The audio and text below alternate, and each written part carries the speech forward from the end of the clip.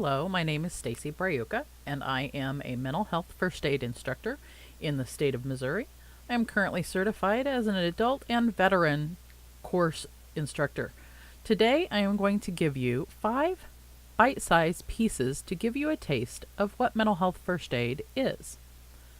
So, the first is assess for the risk of suicide or harm. Hello, and happy Monday. My name is Stacy Brayuka, and I am a mental health first aid instructor. I'm the first instructor to be taking over Mental Health First Aid USA's Twitter account.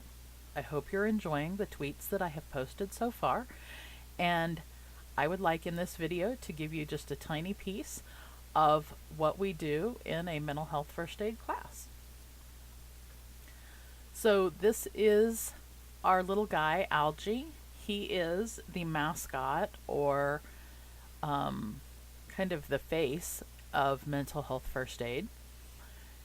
You'll notice that he is a koala bear, and if you watch my tweets, you may find out why.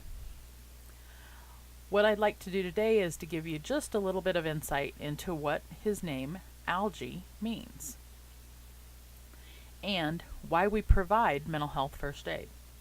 So first aid, for physical first aid, is to help someone in an emergency until professional medical treatment can be obtained for that person. Some of the reasons that mental health first aid is important is because mental health problems are common. Every year, 1 in 5 people are impacted. Many people don't know much about mental health, and many people either don't seek help or they put off seeking help.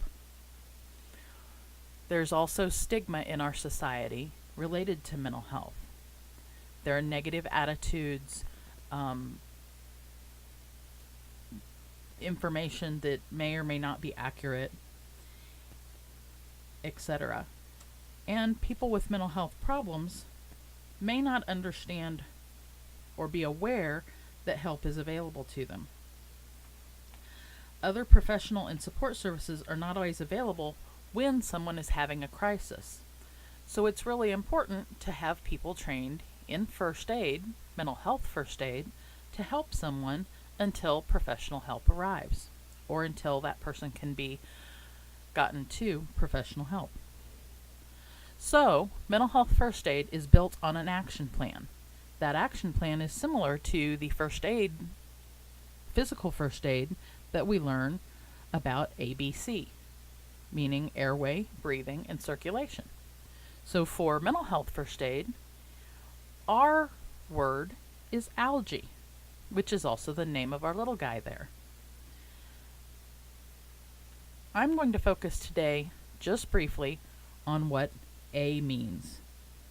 So, A is assess for the risk of suicide or harm. Now, just because the A comes first does not necessarily mean that all the steps are in order. However, you want to make sure everyone is safe at the beginning of anything. So the first task, the first thing we teach you lots of information about, is how to assess for the risk of suicide or self-harm for the person that you may be concerned about. I'm not going to go into that today, and I'm going to direct you to become a mental health first aider if you'd like to learn more about that. However, I am going to say that if you are concerned that someone is at risk for harming themselves or others, please make sure to get them to appropriate emergency services, even if you have not had a mental health first aid course. Calling 911 is always a good option. Now, if you are not concerned that the person is at risk for suicide or harm, stay tuned tomorrow and I'll tell you what the second letter in Algie's name is. Again, I hope you're enjoying my tweets. Please retweet this out. Say hi to me in a tweet or a retweet. Also, if you like my personal tweets, please follow me at STACYBRAIUCA, and I will see you tomorrow. Our next lesson will focus on listening non-judgmentally.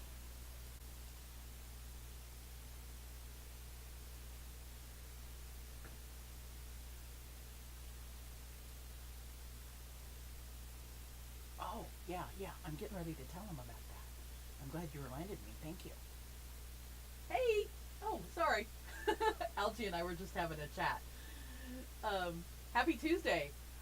This is Stacy Brayuka, and I am going to tell you today about the second letter in this little guy's name. Yeah. Oh, yeah. I'm going to tell him that too. Thank you. So, yesterday we talked about how you can assess for the risk of suicide or harm, and we talked about how important that was, and we talked about what the background of the framework for mental health first aid is. So today's little teeny tiny mini bite tidbit is on the second letter of Algie's name, and listen non-judgmentally is the second part of Algie's name. It may be a teeny tiny set of words, but it really means a lot. Listening is not just like listening to music or listening to the TV. Listening non-judgmentally when it comes to mental health first aid is kind of like the game of telephone when we were kids, when the message would start at one end of the row and go all the way to the other end of the row, and the message would be different by the time it got to the end of the row. And the reason that is because we don't always pay really close attention to what that person's saying. But it also, another layer of that is that we need to pay attention from the perspective of that person's life experience.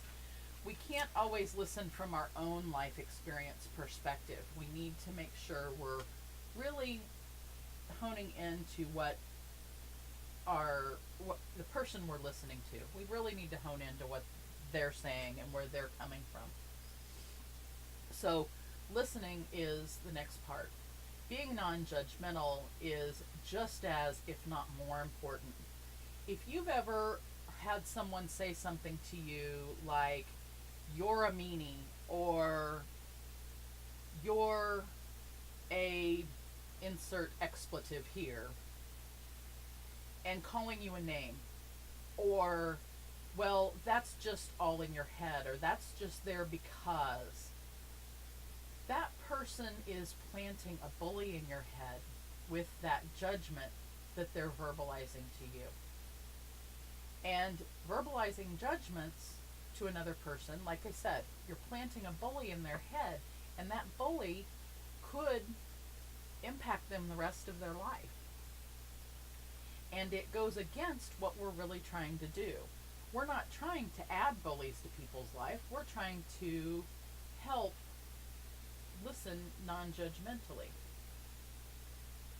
My favorite non-judgmental listeners are these little guys, because they do. They sit and they listen. They don't judge me, but they can't really respond like a human does. So make sure you're listening non-judgmentally. And, oh, yeah, we should tell him to come back tomorrow. And come back tomorrow when I tell you what the third letter in Algie's name means. Have a great day. Our next section will help us with giving reassurance and information. Hey, happy Wednesday. This is Stacy Brayuka, and I'm here to give you a bite-sized piece of what it means to be in a mental health first aid class. And this is my buddy Algie. I am going to tell you today what the third letter in Algie's name means. So let's get on to it. The third letter in Algie's name is G for give. And as humans, hopefully many of us, especially those who want to help other people, are giving people. So we like to give of ourselves just by being in the class. So that may be a way you can remember give. But what we're going to give to the person that we're helping is reassurance and information. Now, to be careful with this is we want to give reassurance, but we also want to give reassurance that is supportive. We want to be respectful. We want to make sure we are cognizant of that person's dignity. We want to be careful very much not to blame the person for their illness. And it's sometimes easy to do. So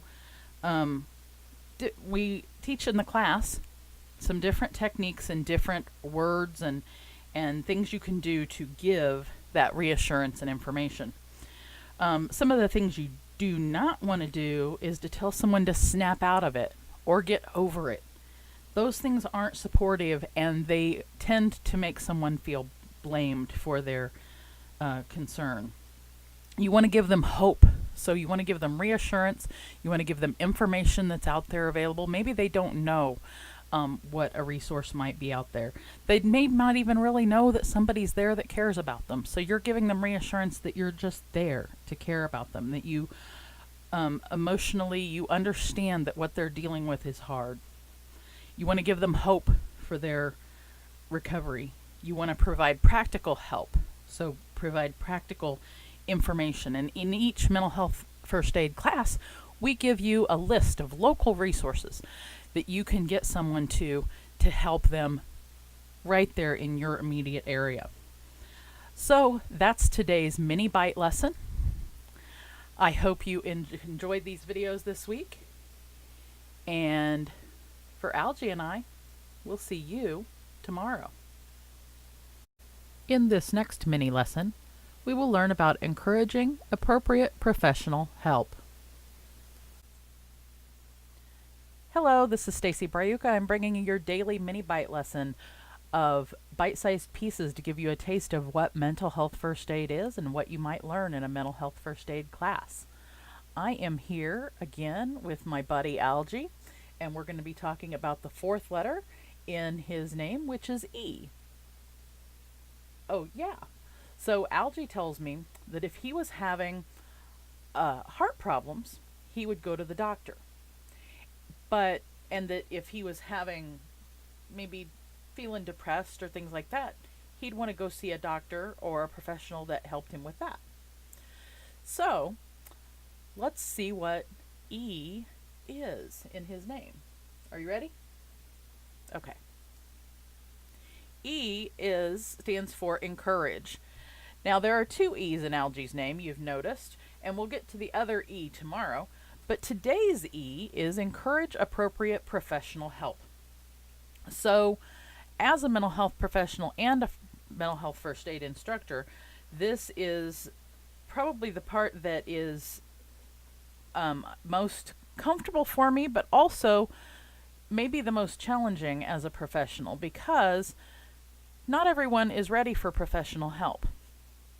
But being a professional helper, I have to remember when I'm a first aider and when I'm a professional. So as a first aider, which is not a professional, but as a first aider, I'm going to make sure that the person knows that there is professional help they can get for the feelings and emotions and concerns they might be having to help manage those feelings. A variety of professionals can actually help you with this, including your primary care doctor, mental health professionals like myself as a clinical social worker, licensed professional counselors, other mental health professionals. Certified peer specialists are available in many parts of the country, and they are great for helping people with mental health concerns because they have been there, done that. They're peers of people who are dealing with mental health, and they've been had through specialized training to help, and they're amazing resources in our communities. And then the other professional that many people know about and frequently think of when they think of mental health is psychiatry. And psychiatrists are physicians who have been trained in psychology, psychiatry, and medications for mental health. Now, in severe cases where a person might be at risk of harming themselves or other people, that's when someone may pose a danger with their concerns. But remember, back there at letter A, where we checked to see if somebody was at risk of hurting themselves or somebody else, and we worked on that.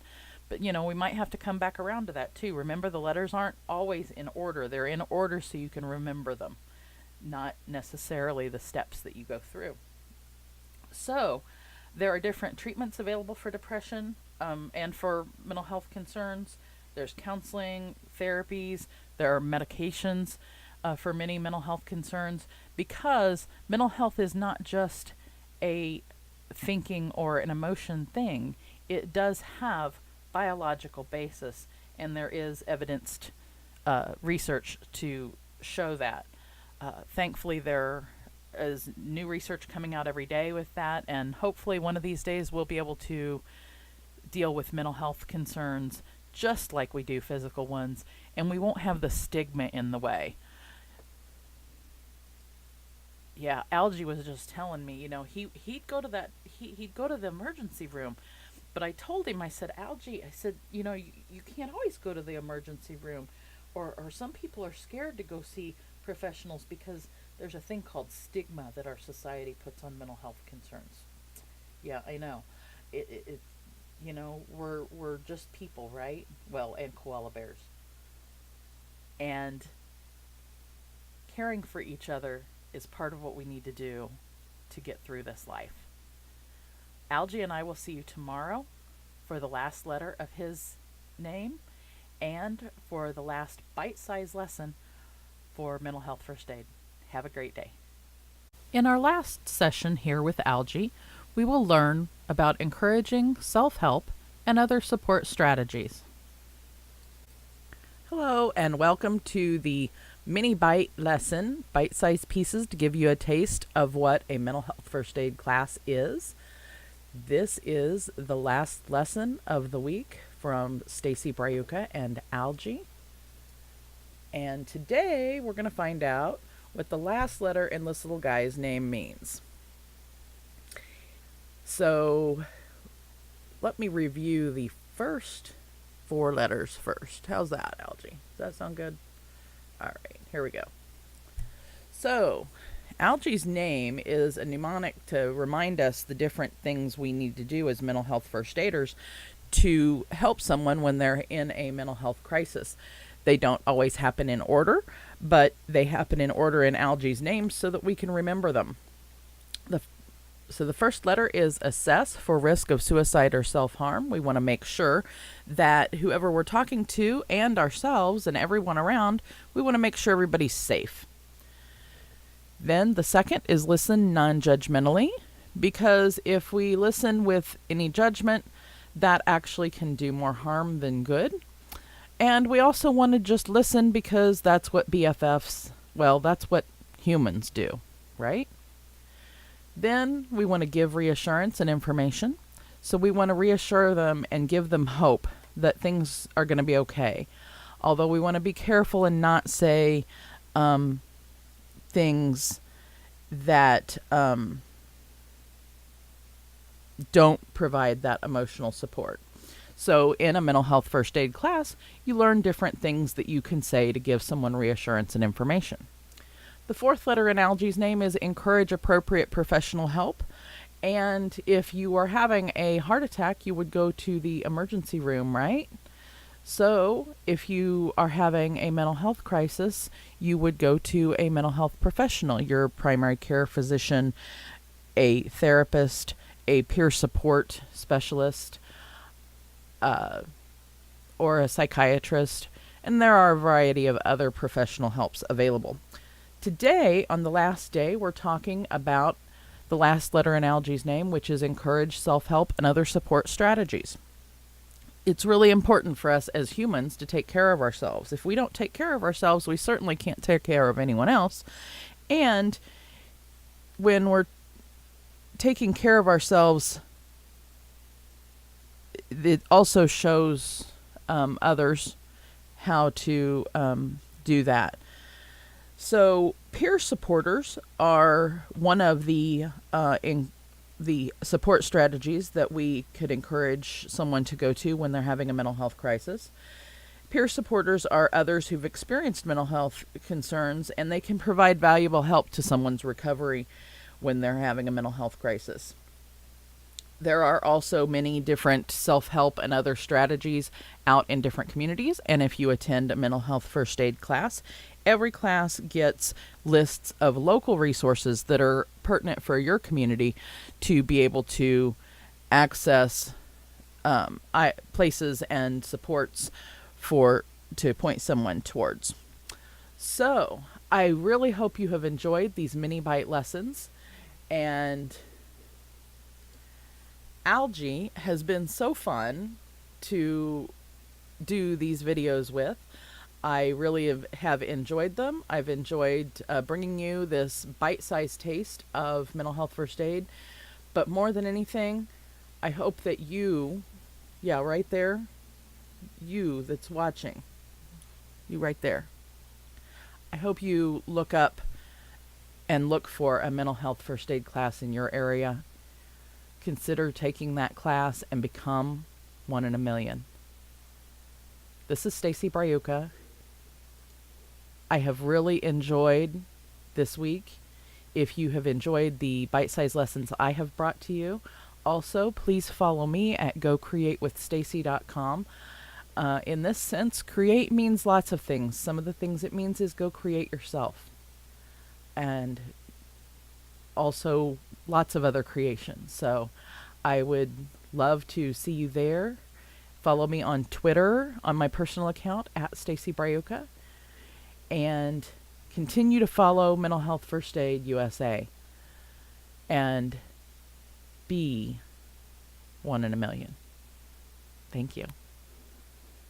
Hope you have enjoyed this bite-sized piece of mental health first aid. If you would like more information on a mental health first aid course near you, please visit the nationalcouncil.org website or look up mental health first aid in the state that you live in.